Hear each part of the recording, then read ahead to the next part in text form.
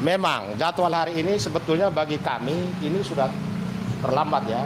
Seharusnya sebelum berkas dikirim ke kejaksaan, saksi menguntungkan atau ahli yang menguntungkan itu didengar terlebih dahulu.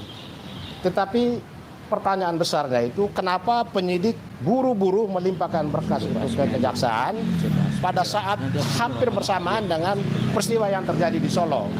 Ini yang membuat proses penyidikan perkara ini mengandung cacat. Kenapa?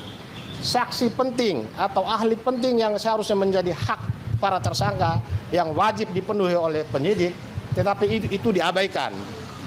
Karena itu kita juga bersyukur karena kejaksaan ternyata kembalikan berkas itu, dan mungkin salah satu petunjuknya itu ahli dan saksi yang menguntungkan yang sudah diajukan oleh para tersangka dan tim kuasa hukumnya belum diperiksa, kenapa sudah dibawa ke kejaksaan. Yang pertama, itu yang pertama. Yang kedua, desas-desus bahwa para tersangka mengajukan permohonan SP3, kami tegaskan tim kami ya, para tersangka tidak berkeinginan untuk mengajukan permohonan SP3. Karena persoalan SP3 itu adalah kewenangan penyidik. Dan penyidik di sini kita minta harus profesional. Apalagi nanti setelah mendengar pendapat dari ahli yang kita sampaikan hari ini, kita ajukan hari ini, itu akan membuka mata penyidik supaya dalam momentum reformasi Polri saat ini, kasus ini harusnya menjadi momentum untuk penyidik berbenah diri. Jangan lebih cenderung kepada langkah-langkah yang memberi kesan bahwa ini terjadi kriminalisasi.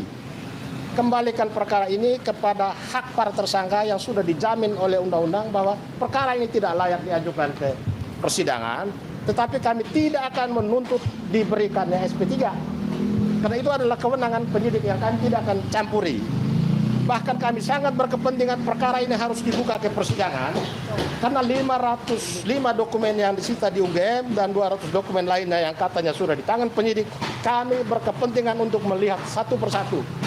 Dan itu akan diuji dengan Jokowi, karena itu semua dokumen milik Jokowi. 500 dokumen itu apa saja? Apakah 500 dokumen ini punya kaitan relevansinya dengan pokok perkara atau tidak? Kalau tidak ada relevansinya kemudian disita, kami mencurigai itu langkah untuk menghilangkan jejak. Menyita 500 dokumen yang terkait dengan dugaan ijazah palsu dalam perkara pencemaran nama baik, apa hubungannya? Itu yang para tersangka sangat berkepentingan perkara pencemaran nama baik harus dibuka di persidangan. Dan mereka ini pejuang-pejuang, bukan ayam sayur yang dikit-dikit minta SP3. Tidak ada.